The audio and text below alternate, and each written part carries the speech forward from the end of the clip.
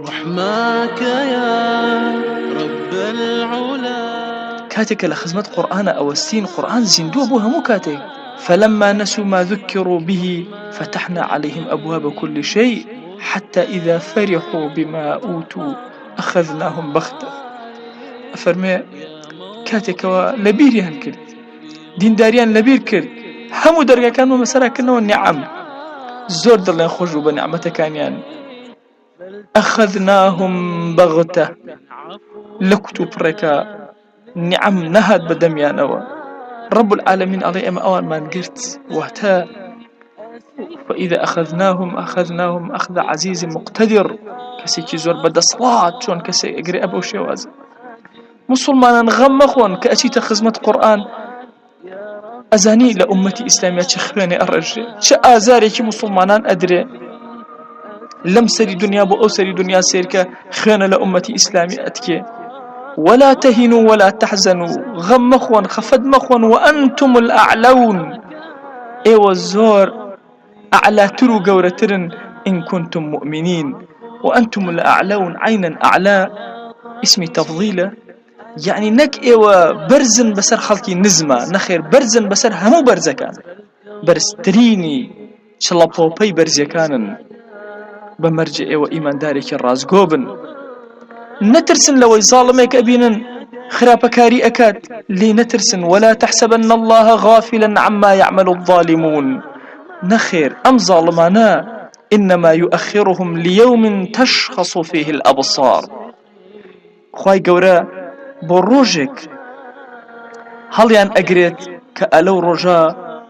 سبحان الله تشخص فيه الأبصار وكان تيا سرشور أكرين تشخص فيه الأبصار وكان تيا سرشور أبن كان كز أبن كزول أبن ناتوان شاو تلوكي برسكنا أو اندشر مزار أبن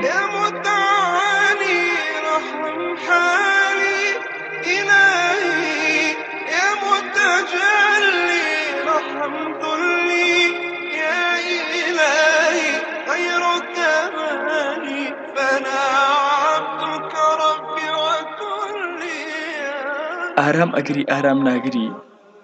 كاتك والا خزمة قرآن أبي نيت زور آيات دلو درون تراء أقري كلا خزمة رسالي في غنبري خواه صلى الله عليه وسلم أبي زور سودور أقري يعني سبحان الله أشد الناس بلاء الأنبياء في غنبران عليهم الصلاة والسلام زور شديد يعني بلا بسر أنا هاتو كوا مكابو ممكنة بلا بسر تابيت زور آياتي قرآن لمسري القرآن بو أسري قرآن بخوانا لو لحياتي خوتا سودي لي ورقرا أما درقايا كي زور قوريا بو ناسيني خوا جل جلاله بو دركوتني دا صلاتي خوا يعني أبيني موسى عليه السلام هيج سبيلي كي نامنه بحر لبيش فرعون جيشي لباش تشيبكا قال أصحاب موسى إنا لمدركون والله إما التوابين أو جيران قال كلا إن معي ربي سيهدين سيري أم إيمان جوانك أم معرفة قولك الليرة نخير خواي خوم وبروردقاري خوم لقال يورين مهم أكا شن جوانا إنساني مسلمان لو بركاتي محنتا بشيت خزمة قرآن والله كأم آية أخواني توا زور آرام أبي غم خوبو آين دا والله آين دبو أمتي إسلامية ألا إن نصر الله قريب كأم آية أخواني توا دل زور آرام أبي هستكي رب العالمين اللي تو زور نزيكا بوي خوش ويستانم بون لخزمتي قرآن خيانوي قرآن وستان لسر آياتكاني قرآن دروني إنساني مسلمان أقوريه فكري أقوريه عقليتي قورئك معرفتي بوخوا قورئك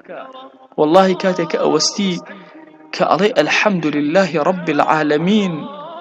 الرحمن الرحيم والله إلا بردم أم آيات أوستي هرشي إيشو أهزاري جيانا همو لبيرك كأبيني توت الحمد لله رب العالمين سباس هرشي كوي سباسا كان بالتأكيد بو أخبر وردقاريك ربي عالمين كل أو صفتي بريتيل الرحمن صفتي بريتيل الرحيم والله لبردم أم دو صفة أوسي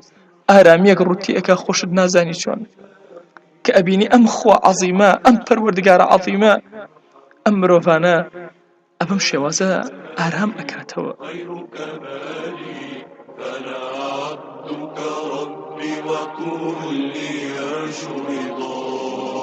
إلهي يا متعالي ارحم حالي إلهي يا متجلي